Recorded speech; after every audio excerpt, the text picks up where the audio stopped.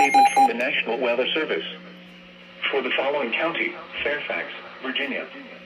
The National Weather Service in Sterling, Virginia has issued a flood warning for small streams in north central Fairfax County in northern Virginia until 4 p.m. Eastern Standard Time. At 10:07 a.m., Doppler radar indicated persistent moderate to heavy rain, which will cause flooding of prone areas shown below. Flooding is ongoing or expected to begin shortly in the warned area, with road closures likely. Between 0.5 and 1 inch of rain has fallen.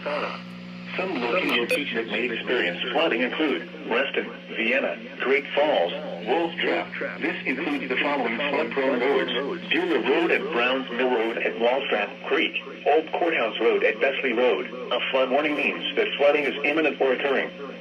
All interested parties should take necessary precautions immediately.